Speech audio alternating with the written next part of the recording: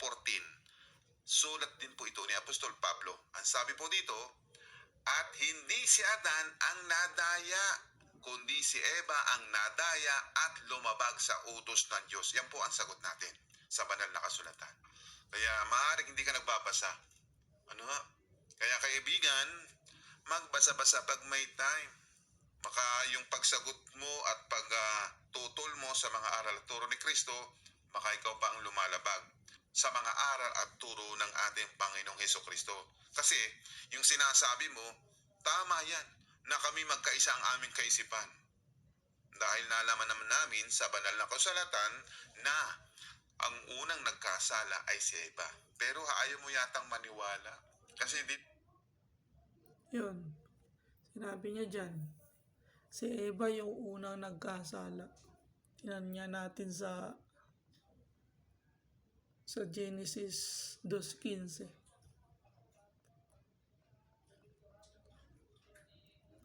Sinabi dito, kinuha ng Panginoong Diyos ang lalaki at inilagay sa halamanan ng Eden upang kanyang alagaan at ingatan, at iniutos ng Panginoong Diyos sa lalaki na sinabi, sa lahat ng punong kahoy sa halamanan ay makakain ka na may kalayaan. Tatapuat sa kahoy ng pagkakilala ng mabuti at huwag kang kakain, sapagkat sa araw na ikaw ay kumain niyon ay walang pagsalang mamamatay ka. Sinabi ng Diyos kay Adan, na huwag kang kakain. Huwag kang kakain. Napakalinaw naman dyan. Kasi mag-isa pa lang siya dyan eh. Ay makakakain ka. Mag-isa pa lang dyan. Yung lalaki sa ibig sabihin, unang nakipagtipan ang Diyos kay Adan. Kaya si Adan ang may responsibilidad sa lahat. Si Adan ang unang magkakasala kasi sa kanya unang ibinigay yung utos ng Diyos. Malinaw dyan huwag kang kakain sapagkat sa araw na ikaw mag-isa lang siya dyan, ikaw ay kumain, walang salang mamamatay ka. Basa nga tayo dun sa Hosea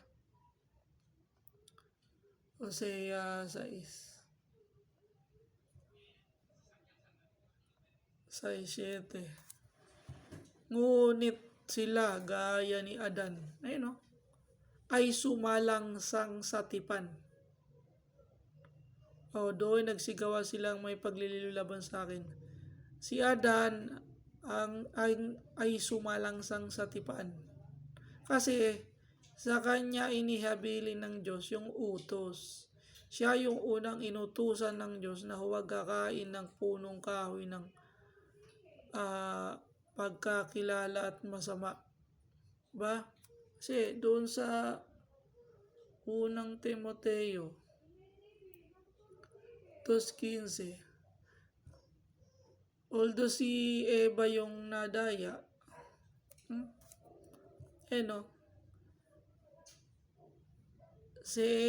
ang babae ang madaya ay mahulog sa pagsalangsang. Diba? Hindi naman sinabi dito nahulog sa pagsalangsang sa tipan. Kasi hindi pwedeng sabihin ni Pablo na sumalangsang sa tipan nitong si babae, kasi una niyang sinabi ang kay Adan doon sa Genesis 2:15. Si babae nang madaya, nahulog sa pagsalangsang. Wala namang sinabi dito si Pablo na unang nagkasala si Eva. Basa nga tayo dito sa Kawikaan na naman. Kawikaan 30. Sabi dyan, huwag kang magdagdag sa kanyang mga salita, baka kanyang sawayin ka at masundan ka sinungaling. Dadagdagan mo yung salita ng Diyos dito sa Timoteo una daw nagkasala si ano, una daw nagkasala dito si Eva. Hindi naman sinabi una nagkasala eh. Nadaya siya ni Satanas. Nadaya siya ng ahas. Punta nga tayo doon. Sa Genesis 3. Nadaya siya ng ahas. Sinabi ng babae, hindi naman na, ang ahas ay nga ilalong tuso kaysa alinmang mga hayop sa parang nanilikha ng Panginoon. Sinabi niya sa babae, tunay bang sinabi ng Diyos, huwag kayong kakain sa alinmang punong kahoy ng halamanan. Ngayon, paano ito nalaman na babae na huwag kang kakain niyon, huwag kang hipuin, baka kayo mamatay? Dahil sinabi na nung lalaki kay Eva, nung inilagay na, nung kinuha sa tadyang ni Adan, yung babae. Diba? Dito sa verse 4 at sinabi ng sa babae, tunay na hindi kayo mamamatay. Pero dito sa sa 2:15, sinabi na yan kay Adan, sa araw na ikaw ay kumain niya na walang salang mamamatay ka. Ba? Dito, sinabi ni Adan yan kay Eva na huwag tayong kakain. At baka kayo'y mamatay. Ba? Ngayon, sino yung unang nagkasala? Di si Adan. Sa kanya yung responsibilidad eh. Dito,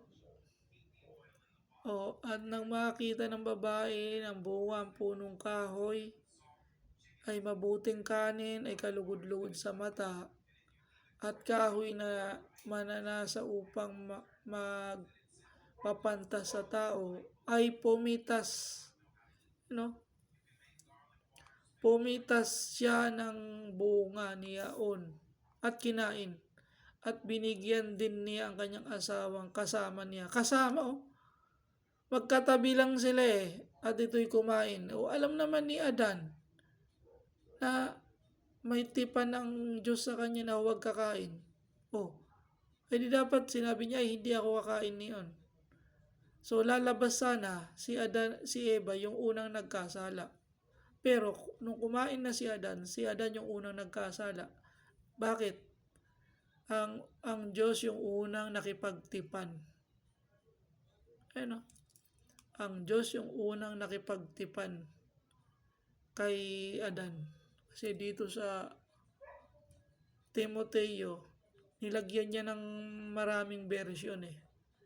Una daw nagkasala si Adan. Sinabi dito nadaya. Hindi naman sinabi dito ni Pablo na unang nagkasala. Mahilig talaga siya magdagdag ng salita ng Diyos eh. Mahilig talaga siyang mag-reconstruct ng at mag-twist ng verse. Sabi daw unang nagkasala daw dito si Eva. Kundi ang babae ng madaya ay nahulog sa pagsalangsang. Ngayon, nung kumain din si Adan, siya yung una nagkasala. Kasi, kung babalik lang tayo doon sa ng Diyos, sa tipan, sa kanya talaga unang sinabi. Sa kanyang unang sinabi, sabi dito, sa araw na ikaw ay kumain niyon ay walang salang mamamatay ka. Sa kanya unang sinabi. Dito sa Hosea, sinabi din yun sa kanya ni Hosea.